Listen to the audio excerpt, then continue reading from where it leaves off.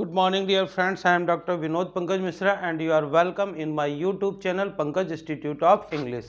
So, dear friends, इस समय मैं आपको एडवर्ब क्लॉज बता रहा हूं, जिसमें मैंने adverb clause of reason, adverb clause of time, adverb clause of place, adverb clause of condition, इन सब के बारे में आपको डिटेल्स में बताया और अलग से वीडियो सेपरेट वीडियो लेक्चर्स में मैंने आपको बताया.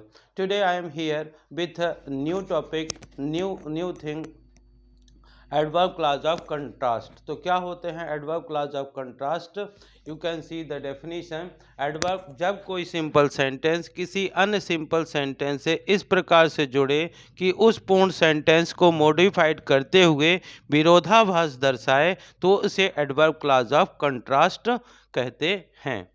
तो कौन कौन से होते हैं एडवर्ब क्लॉज ऑफ कंट्रास्ट, उनको देखते हैं. तो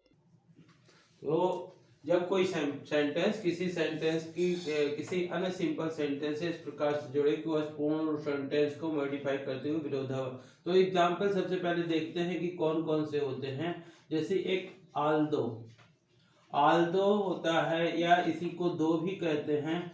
आल्दो, दो, एट, इवन इफ. आल्दो मतलब भी यद्यपि, यद्यपि, या दो का भी मतलब यद्यपि, एट मतलब तो भी, इवन इफ यहाँ तक कि यदि, यहाँ तक कि यदि, यहाँ तक कि यदि. और ऑल्दो और एक साथ ऐड कर सकते हैं. ऑल्दो, ALTHOUGH, ऑल्दो और एट. तो जैसे लिखा हुआ है ही इज, एक सेंटेंस लिखा हुआ है he is poor, he is poor. दूसरा लिखा हुआ है ही इज हैप्पी. तो यहाँ पे कंट्रास्ट से मतलब ये है कि जब कोई चीज किसी चीज के विरोधाभास में हो, तो एक तो जनरली जब आदमी पुअर होता है तो हैप्पी नहीं होता है. और यहाँ पे लिखा हुआ है he is poor, he is happy. तो वी कैन कंबाइन कि although he is poor, comma, he is happy. इसी से मान लीजिए although एट से जोड़ना होता तो हो जाता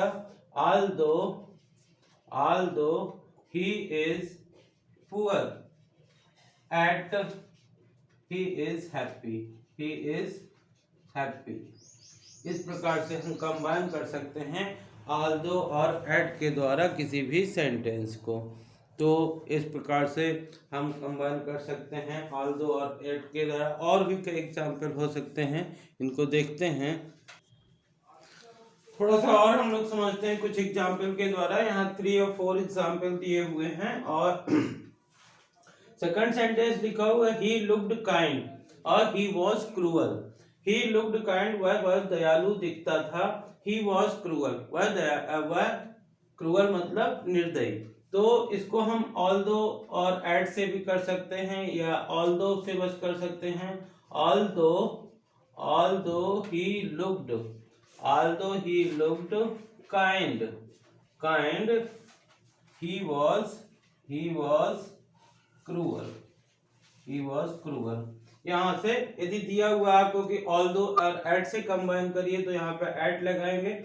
या केवल ये लिखा हुआ है कि एडवर्ब क्लॉज ऑफ कंट्रास्ट, या इसी को कंसेशन भी बोलते हैं, combine with adverb clause of contrast, then you can use although and make this type of sentence complex sentence. Second sentence में लिखा हुआ है the sun is set, there is enough light to see. The sun is set, सूर्यास्त हो चुका है. The sun is set, सूर्य अस्त हो गया है. There is enough light to see, देखने के लिए पर्याप्त, इनफ मतलब सफिशिएंट, पर्याप्त प्रकाश है. तो इसको दो से ऐड करना है. दो शुरू में लगा देते हैं तो हो जाएगा though the sun is set, the sun is set. और यहाँ पे एट भी लगा सकते हैं, नहीं भी लगा सकते हैं. There is enough light to सी.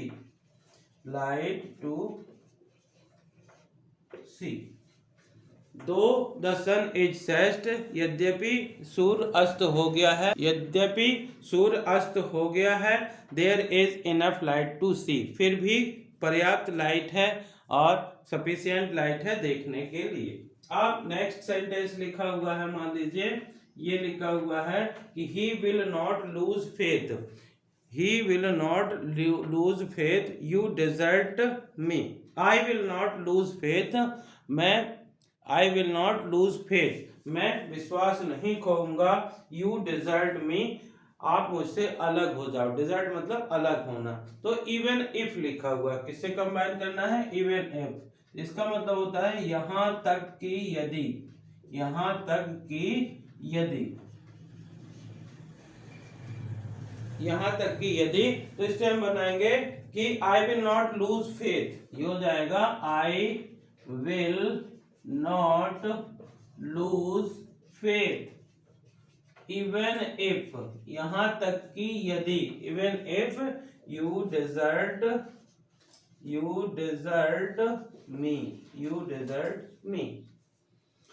और लास्ट सेंटेंस लिखा है हर कॉम्प्लेक्शन इज ब्लैक, मतलब उसका जो रंग है, कॉम्प्लेक्शन मतलब होता है रंग, इज ब्लैक, यद्यपि वह सामली है, सी वियर्स अ लवली फेस, उसका बहुत सुंदर चेहरा है।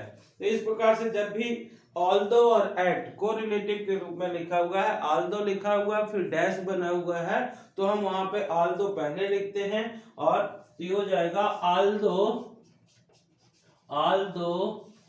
her complexion is black, यद्यपि वह देखने में सांवली है, at she wears a lovely face। तो इस प्रकार से ये सेंटेंस बनेगा, although her complexion is black, at she wears a lovely face। तो इस प्रकार से हम आल्दो और एट का से वाक्य को जोड़ सकते हैं, कंबाइन कर सकते हैं। इस प्रकार से देखते हैं कि ये होगी इसकी डेफिनेशन, जब कोई सिंपल सेंटेंस किसी अन्य सिंपल सेंटेंस से इस प्रकार से जुड़े कि उस पूर्ण सेंटेंस को मॉडिफाई करते हुए विरोधाभास दर्शाए, तो उसे एडवर्ब क्लॉज ऑफ कंट्रास्ट कहते हैं। ये एग्जाम्पल होते हैं, आल्दो हो सकता है, या दो हो सकता है, या एट हो सकता है, या साथ इवन इफ हो सकता है, या आल्दो और इवन, आल्दो और एट साथ में, या दो और एट साथ में। इस प्रकार से सेंटेंस को हम कंबाइन कर सकते हैं। ये सभी सेंटेंस जो होता है विरोधाभास को बताते हैं कि जैसे कि इसमें सूर्य अस्त हो चुका है फिर भी प्रकाश है, इसमें भले ही तुम मेरा साथ छोड़ो लेकिन मैं फेथ नहीं खोऊंगा। और इस प्रकार में यहाँ पे हर सेंटेंस में हम देखते हैं कि कंट्रास्ट विरोधाभास को बताया जा रहा है और दो या दो से अधिक सेंटेंस को जोड़ने का कार्य हो रहा है। तो dear friends, this is the adverb clause of contrast. तो इस प्रकार से यदि आपको ये वीडियो लेक्चर पसंद आया हो तो इसे लाइक करिए, ज़्यादा से ज़्यादा शेयर करिए, ताकि छोटे से छोटे गांव में जो बच्चे हैं और वो भी इन वीडियोज़ के थ्रू सीख सकें। और यदि आप चैनल के लिए नए हैं तो प्लीज़ इसे सब्सक्राइब करिए और बेल आइकन को प्रेस करिए, ताकि इस प्रकार के वीडियोज़ को जब भी मैं अपलोड करूं तो आपके पास नोटिफिकेशन पहुंच सके। Thank you, have a great day.